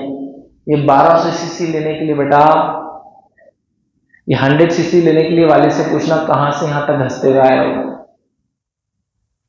मजाक नहीं। लेकिन बैंड कॉन्शियस इतने हाईली कॉन्शियस है कि आप बच्चों का हाल ये होगा कि आपकी घड़ी ये नहीं पहनते आप, ये घड़ी पहनते आप, चश्मा ये नहीं लगाते आप, ये चश्मा पहनते आप, कपड़े ये नहीं पहनते आप, वो नहीं पहनते आप। उनको समझने नहीं बेचारा बच्चों को, उनको मीडिया ने ब्रांड कॉन्शियस कर दिया गैर शौरी तौर से। हर चीज का ब्रांड जानते हैं। आप बोलेंगे ना सोना ये तो कुछ नहीं, उसका पर्स लेंगे ना 2 लाख का है, वो तो कुछ भी नहीं, उसका पर्स लेंगे ना 5 लाख का है। इतने तो ये सब बुराइयां, मतलब कई बुराइयां हैं, मैं तो चंद खाली रख रहा हूं आपके सामने। कई बुराइयां हैं इसमें, याद रखिए सोशल मीडिया ने लाई, जिसके सबसे बड़ी बुराई याद रखिए आपको, लॉलेस सोसाइटी बनाता है सोशल मीडिया। लॉलेस समझते हैं, बगैर कानून की, कोई बगैर मान मर्यादा, बगैर कोई हलाल हराम की सोसाइटी क्रिएट करता है। सिग्नल पर रुकने की कोई जरूरत नहीं है, हर बार हलाल कमाना कोई जरूरी नहीं है, बड़ों की इज्जत करना कोई जरूरी नहीं है, हर औरत की इज्जत करना कोई जरूरी, ये सब सिखाता है। इंसानी जान की कोई हैसियत नहीं, अगर मेरे बहन को गाली दूंगा तो मैं 4 लोगों को मार दूंगा उसके लिए। हीरो यही कर रहा, एक अपनी माँ को बचाने के लिए ट्रेन को डाल दे रहा हूं अंदर। वो ट्रेन में कितने लोग बैठते, बिल्डिंग की बिल्डिंग गिर जाएगी उसकी वजह से, कितने हजार लोग, मतलब अपने एक के लिए। देखिए लॉलेस सोसाइटी, गैर शौरी तौर से। पुराने हीरो बेचारे बहुत अच्छे कैरेक्टर के होते थे, अब बोलना पड़ेगा क्योंकि आजकल तो ये नशेड़ी हीरो ही ऐसा है कि नशा लेते हुए आपसे सीन आता है उसका, पहाड़ को कभी कुछ करके सुन के आगे बढ़ रहा है, शराब की बोतल लेके घूम रहा है। अब ऐसा लॉलेस ड्रग एडिक्ट हीरो बताएंगे तो बच्चे तो मुतासिर होंगे उससे, और हो गए। हमारे कितने बच्चे आप देखिए, हर रोज सुबह उठे तो एक नया ट्रेंड गली में चल रहा, कोई पैर लंगड़ा के चल रहा, कोई चप्पल चढ़ा करके चल रहा, तो कोई हाथ मोड़ा ठंडी के नीचे, तो ये कहां से आ रहा है? सोशल मीडिया ने उनको कॉन्शियस कर दिया, ब्रांड कॉन्शियस, मटेरियल कॉन्शियस, इसके अलावा जो है न्यूडिटी, अफेयर्स, और जिसको बोलेंगे ड्रग्स, और ये फिर ओटीटी प्लेटफॉर्म जो आ गया आजकल, तो मतलब उन्होंने तो जो कुछ बचा कुछ सब बर्बाद कर दिया। और जो कुछ बच्चे थे लोग, लॉकडाउन ने सबको लाइन से लगा दिया, सबको धक्के से लगा दिया। लॉकडाउन में तो माशाल्लाह हमारी औरतों ने भी मर्दों ने वजू के साथ बावजू हो के रमजान के महीने में अर्तुल गाजी की पूरी सीरीज देखे ना, मतलब जरूरी था ना ऐसा देखे। महल्ले के गधे परेशान हो गए, घोड़े नहीं तो गधों पे लोग बैठ के चला गए थे लॉकडाउन के अंदर। हुआ ना भाई, देखो अभी आपके पूरे मोहल्ले में हो कुलाड़ियां लेके बच्चे घूम रहे आपके। मैंने तो यहां तक देखा बच्चों को अपने बाप को पोस रहे हो, अब ये कबीले में तो पैदा हुए, वो कबीले में पैदा होना था। अब आप देख ये होता है मीडिया का इम्पैक्ट। बच्चों के नाम कितने आ गए, देखिए अब्दुल नाम से कितने बच्चों के नाम आ गए, रियल नेम स्कूलों के अंदर एडमिशन है, कितने अब्दुल हल से लेकिन 2 अब्दुल आ गए। ये कैसे हुआ? तो वो जब देखे ना तो सोशल मीडिया के आए, क्योंकि वो ओटीटी प्लेटफॉर्म पे थे उसके, जो सबटाइटल्स हिंदी इंग्लिश वाले, वहां से लगी लत, बूढ़ों को भी लगी, जवानों को भी लगी, सब पड़े ओटीटी प्लेटफॉर्म, सब देखा। रात में किसी को नहीं आती जब तक वो आधा 1 घंटा ओटीटी प्लेटफॉर्म जाए कुछ देखते रहते हैं। ये सब एडिक्शन है, ये सब आपको दुनिया रखने से कोई फायदा नहीं देगा। आपको कुछ देखना है ना तो डॉक्यूमेंट्रीज देखिए, तारीखी चीजें देखिए, साइंस और टेक्नोलॉजी में दुनिया क्या जाएगी वो देखिए, वहां कुछ करो ना भाई, तुम वहां नहीं करो। बच्चे जो देखते हो बनना चाहते हैं। अब हमारा बच्चा क्या बनना चाहता है, बोलो, अच्छी खासी पैंट के ऊपर चड्डी पहन के घूम रहा है, क्यों? तो बोले मेरा सुपर हीरो पैंट पे चड्डी पहनता है। पैंट पे चड्डी कौन पहनता है यार? लेकिन उसका हीरो क्या करता है, ब्लू पैंट पे लाल चड्डी पहन के घूमता हो। है जल्दी में था, किसी की मदद करने जा रहा था तो पैंट पे चड्डी पहन के निकल गया बाहर, तो इन्हें बोल रहा मैं भी ब्लू पैंट पहनूंगा और चड्डी पहनूंगा। क्यों? उसने हीरो को ऐसे देखा। तो जो देखते हैं वैसा होना चाहते हैं। तो आप क्या बता रहे हो? आपको पता है यहूदी इंटरनेट इस्तेमाल नहीं करते हैं उमूमन, खुसूसन करते हैं, उमूमन यहूदी इंटरनेट इस्तेमाल नहीं करते हैं। उनका इंटरनेट भी अलग है और उनके हैंडसेट भी अलग होते हैं। वो इंटरनेट के बदले वो इंट्रानेट इस्तेमाल करते हैं, जो एक मखसूस हदूद में रखा जाता है, मखसूस सर्वर्स होते हैं, और उनके हैंडसेट्स को बोलते हैं kosher handsets and kosher internet. जाके देख लीजिए आप। कोशर वैसे कहते हैं हलाल को, उनके जबान में, उनके जबिया को कोशर बोलते हैं। जो लोग यूरोप वगैरह में रहते हैं तो वो लोग हलाल खाते हैं या कोशर खाते हैं। कोशर मतलब जबिया, यहूदी के जबिया को बोलते कोशर। हलाल समझ लीजिए, हमारे पास हलाल सर्टिफिकेशन। तो उनके इंटरनेट भी कोशर होता है, हैंडसेट भी कोशर होता है। मतलब हलाल इंटरनेट एंड हलाल हैंडसेट वही इस्तेमाल करते हैं। हर चीज देखते नहीं, हर चीज वो नहीं करते। जो ब्रांड्स और कंपनी आप इस्तेमाल करते हैं ना, इनमें से अक्सर लोग अपने बच्चों को ब्रांड्स और अपनी खुद की कंपनी के हैंडसेट इस्तेमाल करने भी नहीं देते, क्योंकि कहते हैं अगर उसको ये बनाना है तो उसने ये चीज इस्तेमाल नहीं करना है। अगर वो इस्तेमाल करेगा तो बनाने वाला नहीं बनेगा। आप क्या कर रहे हैं? मैं क्या कर रहा हूँ? दिन रात इसमें लगे। हमारा बच्चा गेम खेल रहा तो तारीफ है, तो गेम खेल रहा है, इनका बच्चा गेम में क्या मिल गया उसको, ये मिल गया, वो स्टेज पे चलेगा। अरे वो पागल है यार, वो उसको क्या मिलने वाला गेम में? हकीकत में कुछ नहीं। अगर वो कम से कम मैदान में जाके भागे तो थोड़ा तो उसको फायदा हो जाता। पहले जमाने में बच्चे खेलते थे, हम पकड़ के लाते थे घर में, आओ आज घर में पड़े, बाहर जाओ बोले तो जाते नहीं। कोने में पड़ा गेम लेके, सोफे के पीछे पड़ा गेम लेके, पलंग के नीचे पड़ा गेम लेके, हमाम में बैठा हुआ गेम लेके, छत पे चढ़ गए, ऑनलाइन कर रहे हैं सब। ये आदत छुड़ाना पड़ेगी, इसका अल्टरनेट नहीं है, ये अच्छी आदत नहीं। लिमिटेड इस्तेमाल 20 से 25 मिनट देखने के एतबार से काफी है, और एजुकेशन के लिए जितना यूज करना है वालिदैन के मॉनिटरिंग में बहरहाल वो यूज कर सकता है। तो ये चंद बातें थी बहरहाल जो मैंने अहम समझी। ये 10 पॉइंट था हमारा सोशल मीडिया, इसका सही इस्तेमाल करना हमारे लिए बेहद जरूरी है। तो बहरहाल ये 10 नुकात थे जो मैंने मुनासिब समझे और बेहतर समझे कि आप तमाम के सामने जो रखूं, ताकि हम अपने आप की, अपने घर वालों की और अपने माहौल की इस्लाह कर सकें। सारे 10 पॉइंट सबके लिए लागू है, घर के लिए अलग ढंग से थोड़ा उसको लागू कीजिए, समाज के लिए अलग होंगे वगैरह वगैरह। तो बहरहाल ये सब करना है, ताकि अगर हम चाहते हैं कि जब हमारी आंख बंद हो दुनिया में तो ऐसी नस्ल छोड़ के जाए जो मेरे और आपके लिए सवाब जारिया बने। ये करना है तो जिंदगी में जब आंखें खुली है, इन पर बड़ी मेहनत करने की बहरहाल जरूरत है। इसी पर अपनी बात को मैं खत्म करूंगा। अल्लाह से दुआ है कि अल्लाह सुब्हान तआला हम तमाम को अपने घरों की हकीकी ईमानों में इस्लाह करने की तौफीक अता फरमाए। अल्लाह रब्बुल इज्जत हमें जो है किताब और सुन्नत के ऊपर कायम रखे। अल्लाह रब्बुल इज्जत अपनी किताब का पढ़ने वाला, उसको समझने वाला, उसको अमल करने वाला, उसको पहुंचाने वाला बनाए। अल्लाह रब्बुल इज्जत हमारी औलाद को, हमारे जिंदगी, हमारे आंखों की ठंडक और हमारी मौत के बाद हमारे लिए नजात का और आखिरत में बुलंद दर्जात बुलंद करने का जरिया बनाए। जब तक हमें जिंदा रखे, ईमान इस्लाम पर जिंदा रखे, खात्मा ईमान पर। आखिर दावाना अल्हम्दुलिल्लाहि रब्बिल आलमीन। सुब्हान रब्बिका रब्बिल इज्जति अम्मा यसिफून व सलामुन अलल मुरसलीन वल्हम्दुलिल्लाहि रब्बिल आलमीन।